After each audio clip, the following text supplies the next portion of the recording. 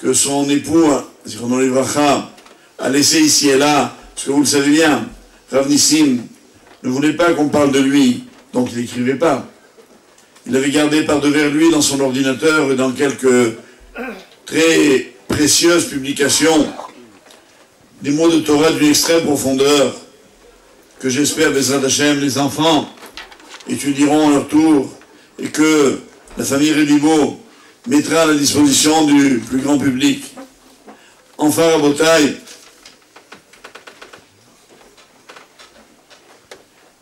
le Rav a dit que toute cette extraordinaire dévouement dont Rav Nissim a fait preuve pour la Torah, Hachem l'a récompensé parce qu'il était avec lui. En ce sens qu'il était écouté. Rav Nissim, quand il disait quelque chose, ses décisions étaient respectées, écoutées par tout le monde. Alors le Rav, évidemment, a terminé en disant « Tout ce qui nous est donc arrivé il y a 12 mois est un grand coup pour notre communauté. » Et on en revient donc à cette phrase du Rambam par laquelle il a commencé, à savoir que quand une Chaboura, c'est nous, a vu partir d'elle le plus grand et le plus petit à la fois, elle doit se préoccuper. Et le Rav avait dit, comme le Rambam, enfin il a cité le Rambam, qu'à l'inverse du deuil familial, qui dure 7 jours, 30 jours, 1 an, ce deuil-là ne finit jamais. Et donc Rav Moshe a dit, nous sommes inconsolables. Mais il ne s'agit pas simplement de se plaindre, comme si on perd un ami.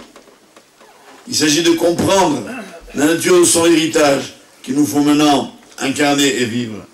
Et voilà pourquoi le Rambam citait déjà à la fin de cette halakha ce qu'elle induit, à savoir que celui qui est parmi la Chaboura et qui voit l'un d'entre eux disparaître, doit se préoccuper.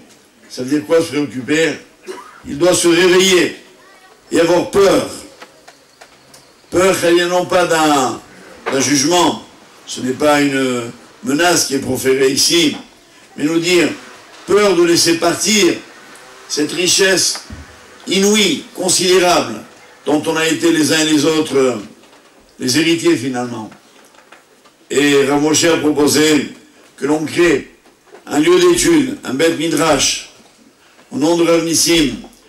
Il ne parle pas, Rav Moshe, d'un bâtiment, il dit un lieu dans lequel les Talmidei Chachamim de Paris devraient se réunir régulièrement pour une étude en commun, comme lui la faisait, en approfondissant un thème et un autre, en recherchant la halakha, et n'avoir de cesse que de la trouver authentique, comme lui l'aurait fait.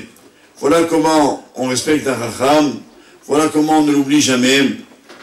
Et mon Rabbi Rabotai, je crois que cette grande leçon que nous a laissée ce soir à Moshe est certainement, s'inscrit certainement dans cette démarche qui est donc infinie, qui a juste été initiée aujourd'hui, et que Bezrat Hashem, j'espère avec tous les rabbanim, avec l'aide de tous les Baal et Batim, nous aurons un cœur de poursuivre, de continuer. Et le Rav a terminé en nous disant que nous sommes dans la période de l'Omer, qui est une portion de temps. Ça veut dire, comme une année, il a cité le texte de Edouyod, qui cite des choses qui durent 1 an. Mais il y a aussi une chose qui dure 49 jours, en fait, de Pessah à Shavuot.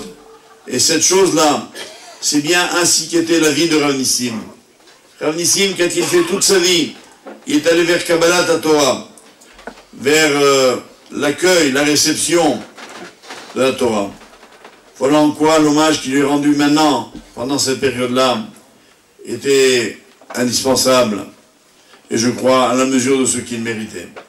Le Rav va terminer sur des vœux, en souhaitant, Bezrat Hashem, que nous ayons bientôt à nous réjouir tous de la reconstruction du Beth Amikdash, Amen, et que nous puissions être, et en particulier la famille, et la veuve, et les enfants, consolés de cette perte inestimable, en sachant désormais ce qu'il nous reste à faire.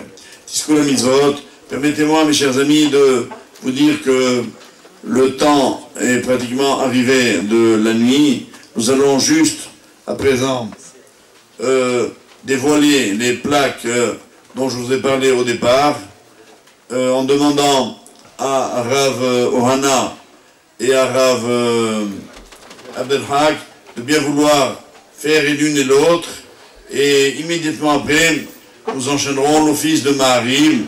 Je demande donc au CAL de rester sur place, et nous, évidemment, nous terminerons par la Sefirat HaOmer. Alors je ne sais pas, monsieur Rav Abdelhak, Rav Ohana, où se trouvent les plaques en question. Voilà.